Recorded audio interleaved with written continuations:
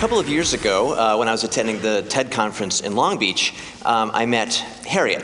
Now, we'd actually met online before, not the way you're thinking. We were actually introduced because we both knew Linda Avey, one of the founders of the first online personal genomic companies. And because we shared our genetic information with Linda, she could see that Harriet and I shared a very rare type of mitochondrial DNA, haplotype K1A1B1A, which meant that we were distantly related.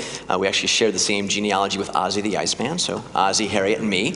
And being the current day, of course, we started our own Facebook group. You're all welcome to join. And when I met Harriet in person the next year at the TED conference, she'd gone online and ordered our own Happy Haplotype t-shirts.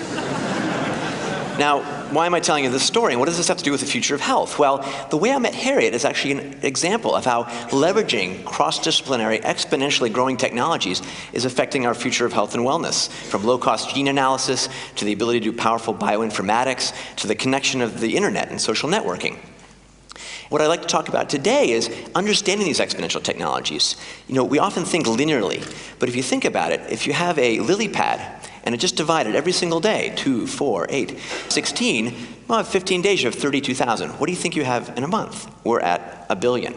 So if we start to think exponentially, we can see how this is starting to affect all the technologies around us. And many of these technologies, speaking as a physician and innovator, we can really start to leverage to impact the future of our own health and of healthcare, and to address many of the major challenges that we have in healthcare today, ranging from the really exponential costs to the aging population, the way we really don't use information very well today, the fragmentation of care, and often the very difficult course of adoption of innovation. And one of the major things we can do, we've talked a bit about here today, is moving the curve to the left. We spend most of our money on the last 20% of life. What if we could spend and incentivize physicians in the healthcare system and our own self to move the curve to the left and improve our health, leveraging technology as well? Now, my favorite technology, example of exponential technology, we all have in our pocket. So if you just think about it, these are really dramatically improving. I mean, this is the iPhone 4. Imagine what the iPhone 8 will be able to do. Now, I've gained some insight into this. I've been the track chair for the medicine portion of a new institution called Singularity University, based in Silicon Valley, and we bring together each summer about 100 very talented students from around the world, and we look at these exponential technologies from medicine, biotech, artificial intelligence, robotics, nanotechnology, space, and address how can we cross-train and leverage these to impact major unmet goals. We also have 7-day executive programs, and coming up next month is actually Future Med, a program to help cross-train and leverage technologies into medicine. Now, I mentioned the phone. These mobile phones have over, I think, 20,000 different mobile apps available, to the point where there's one out of the UK where you can key in a little chip, connect it to your iPhone, and check yourself for an STD. I don't know if I'd try that yet, but that's available. There are other sorts of applications merging your phone and diagnostics, for example, measuring your blood glucose on your iPhone and sending that potentially to your physician so they can better understand, and you can better understand, your blood sugars as a diabetic. So let's see now how exponential technologies are taking healthcare. Let's start with faster.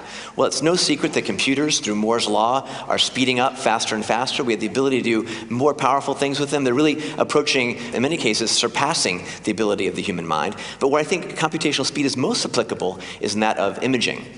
The ability now to look inside the body in real time with very high resolution is really becoming incredible. And we're layering multiple technologies, PET scans, CT scans, and molecular diagnostics to find and seek things at different levels.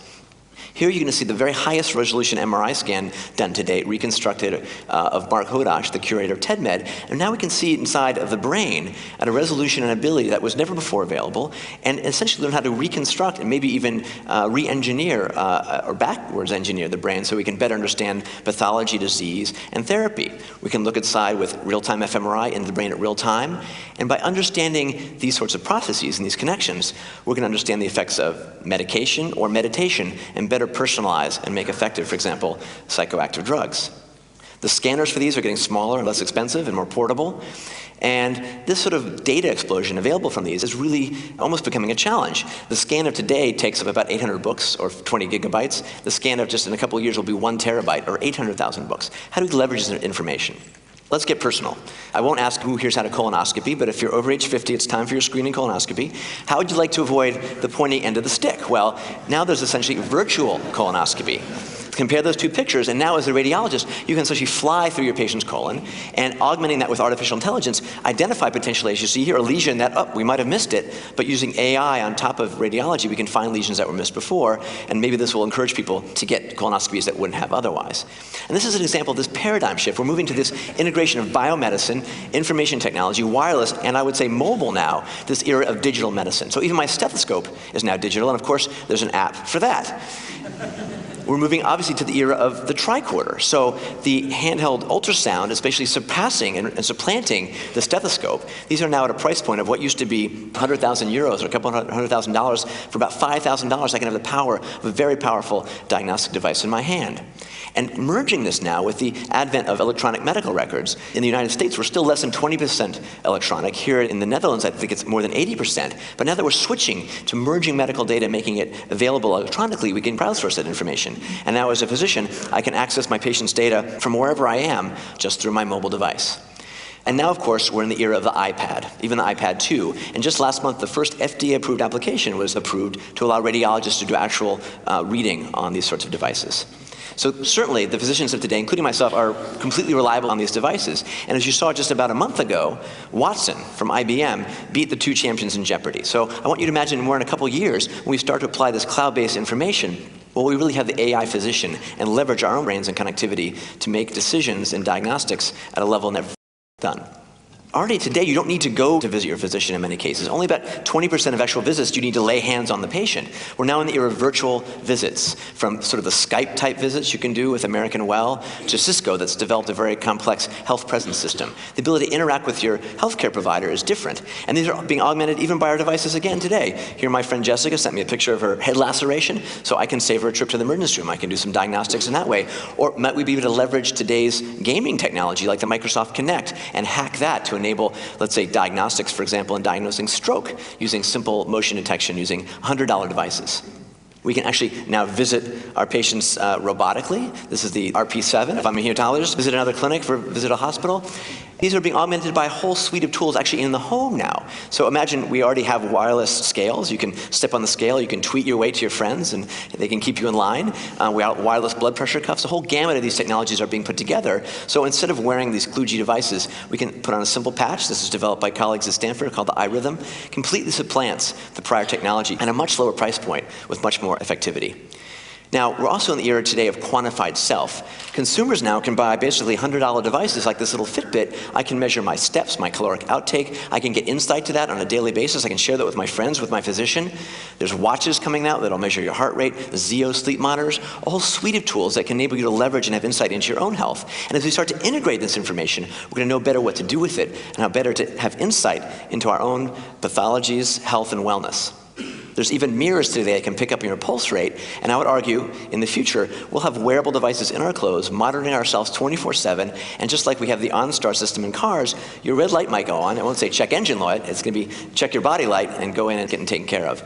And probably in a few years we'll check into your mirror and it's going to be diagnosing you. Okay? For those of you with kiddos at home, how would you like to have the wireless diaper that supports your... Too much information, I think, than you might need, but it's going to be here. Now, we've heard a lot today about technology and connection, and I think actually some of these technologies will enable us to be more connected with our patients and take more time and actually do the important human touch elements of medicine as augmented by these sorts of technologies.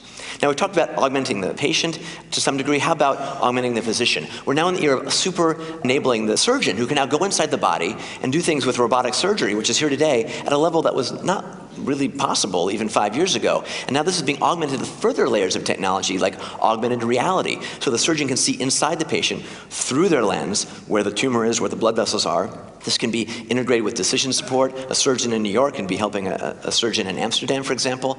And we're entering an era of really truly scarless surgery called NOTES, where the endoscope, the robotic endoscope, can come out the stomach and pull out that gallbladder all in a scarless way and robotically. And this is called NOTES, and this is coming. Basically, scarless surgery is mediated by robotic surgery. Now, how about controlling other elements? For those who have disabilities, the paraplegic, there's the era of brain-computer interface, or BCI, where chips have been put on the motor cortex of completely quadriplegic patients, and they can control a cursor or a wheelchair or potentially a robotic arm. And these devices are getting smaller and going into more and more of these patients still in clinical trials, but imagine when we can connect these, for example, to the amazing bionic limbs, such as those of the DECA arm built by Dean Kamen and colleagues, which has 17 degrees of motion and freedom and can allow the person who's lost a limb to have much higher levels of dexterity or control than they've had in the past. So we're really entering the era of wearable robotics, actually. If you haven't lost a limb, you've had a stroke, for example, you can wear these augmented limbs, or if you're a paraplegic, like I visited the folks at Berkeley Bionics, they've developed e-legs. I took this video last week. Here's a paraplegic patient actually walking by strapping on these exoskeletons. He's otherwise completely wheelchair-bound, and now this is the early era of wearable robotics. And I think by leveraging these sorts of technologies, we're going to change the definition of disability to in some cases be super ability or super enabling. This is Amy Mullins, who lost her lower limbs as a young child, and Hugh Herr, who is a professor at MIT, who lost his limbs in a climbing accident, and now both of these can climb better, move faster, swim differently with their prosthetics than us normal abled persons. Now, how about other exponentials? Clearly the obesity trend is exponentially going in the wrong direction, including with huge costs. But the trend in medicine actually is to get exponentially smaller. So a few examples. We're now in the era of Fantastic Voyage, the iPill. You can swallow this completely integrated device. It can take pictures of your GI system, help diagnose and treat as it moves through your GI tract. We're getting to even smaller micro-robots that will eventually autonomously move through your system again and be able to do things that surgeons can't do in a much less invasive manner. Sometimes these might self-assemble in your GI system and be augmented in that reality. On the cardiac side, pacemakers are getting smaller and much easier to place, so you don't need a trained interventional cardiologist to place them. And they're going to be wirelessly telemetered, again, to your mobile devices, so you can go places and be monitored remotely. These are shrinking even further. Here's one that's in prototyping by Medtronic that's smaller than a penny.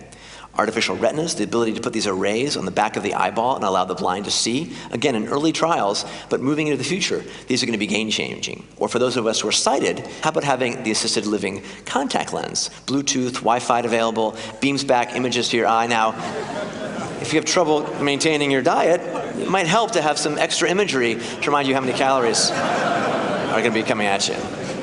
How about enabling the pathologist to use their cell phone again to see at a microscopic level and telemer that data back through the cloud and make better diagnostics?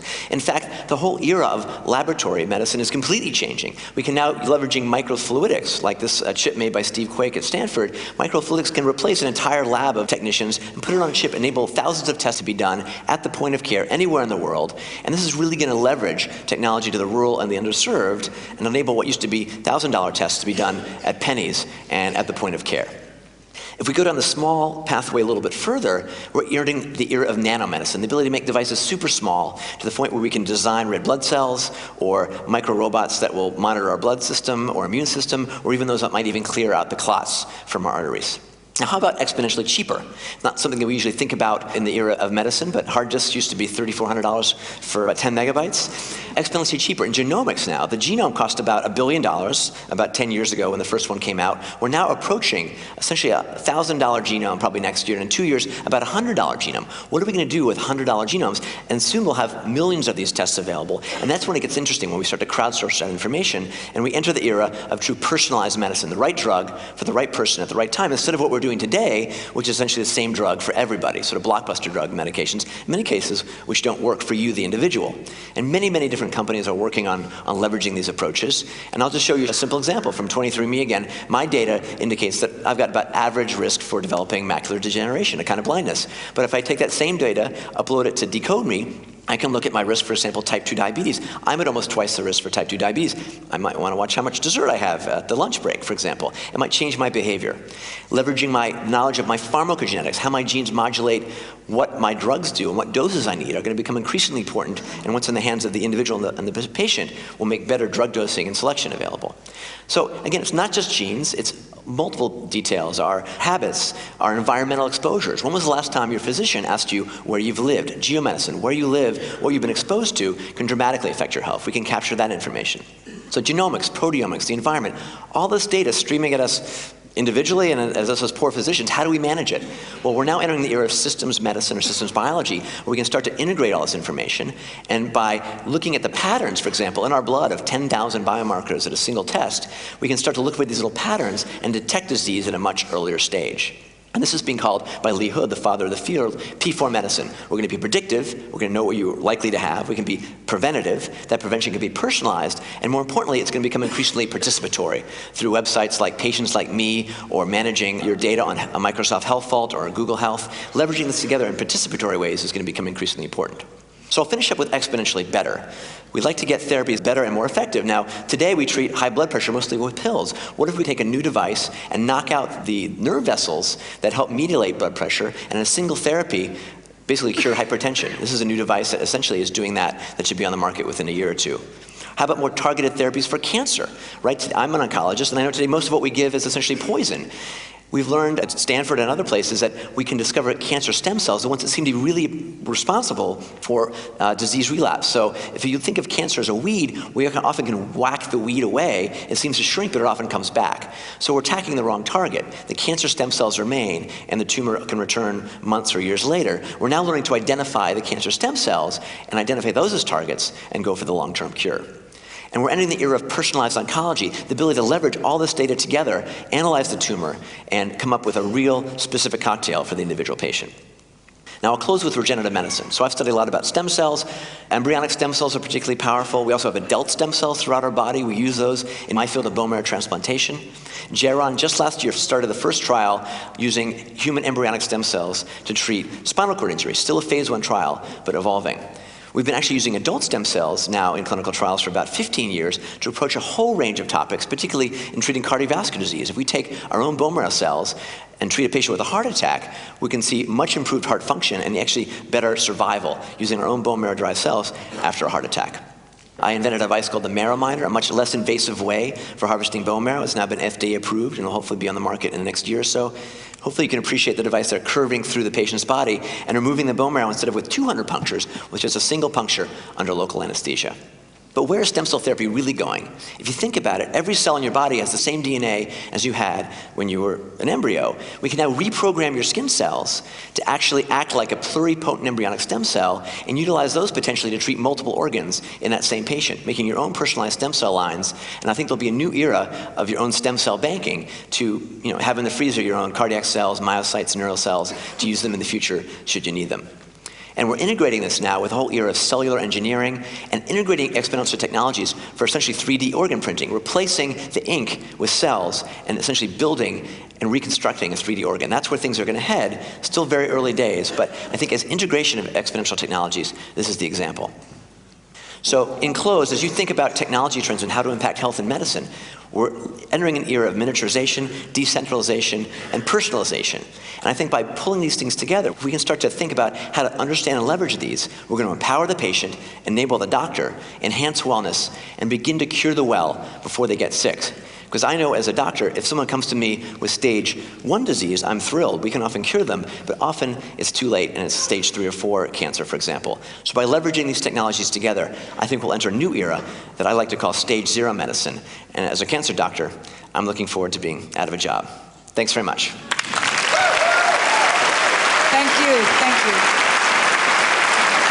Take a bow, take a bow.